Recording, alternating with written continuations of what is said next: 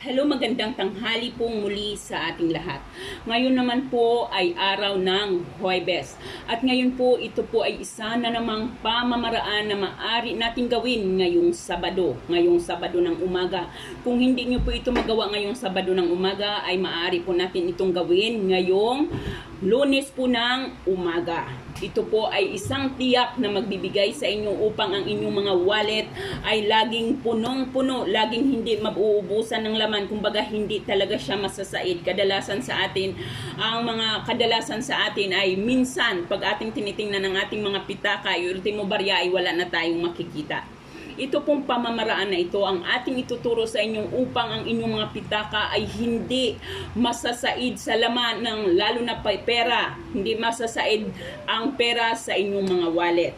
Kailangan po lamang natin dito ay 100% tiwala sa ating ginagawa. Habang ginagawa mo ito, i-claim mo sa iyong sarili na ang iyong hinihiling ay mabibigyan ng katuparan. At bawat po paghiling natin, muli nating sinasabi ay huwag tayong gumamit ng salitang sana. Direct po tayo, huwag tayong gumamit ng salitang sana kasi pag gumamit tayo ng salitang sana parang hindi tayo sigurado sa ating pagkiklaim. Kaya walang katiyakan. Kaya pag tayo po ay humiling, huwag tayong gumamit ng salitang sana. Kailangan direkta po. Okay. So, ngayon pong umaga ng Sabado, alas 6:30 hanggang alas 8 ng umaga ay gagawin po natin ang pampaswerteng ito. Kailangan lamang natin ng pera. Maaari tayong gumamit ng 50 pesos, 20 pesos, 100 pesos, 500 pesos. Depende po sa inyo. Depende po sa inyo kung ano naman ang inyong gagamitin. So mas mainam po ang gagamit tayo ng 20 pesos or 50 pesos. Kasi po kailangan po ay nakatabi lamang ito sa ating mga wallet. Kailangan din natin ng dahon ng laurel. Ayan, dahon ng laurel. Isang piraso ng dahon ng laurel. So ngayon, pag tayo po ay nandito na, nandyan ang ating gamit, ang ating dahon ng laurel, ang ating pera, ay tayo ay humarap sa silangan. Tayo ay humarap sa silangan.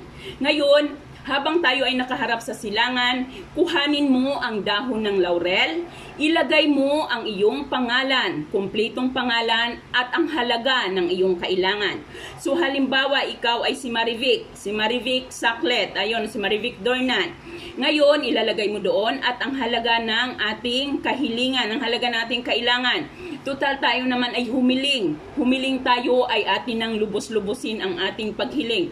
Halimbawa, ilalagay natin dito 500,000, 200,000, 100,000 ating ilalagay dito sa ating dahon ng laurel.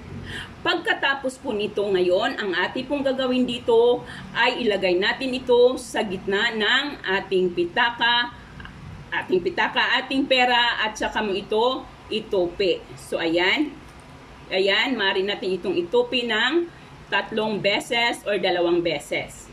Ayan. So ayan, naitope natin isa. Pwede natin ganito. 1, 2, 3. So ayan, naipit na natin ang ating dahon ng laurel sa ating wallet. Ngayon, hawakan mo ito at saka ka humarap sa silangan.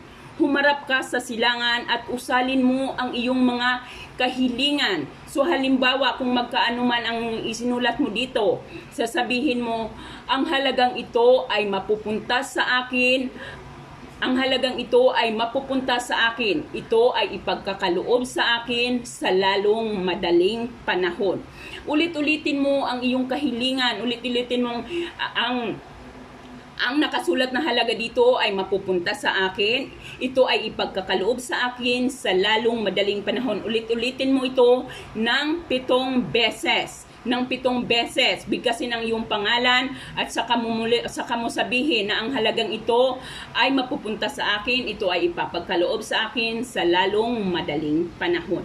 Ngayon, pagkatapos mo pong humiling,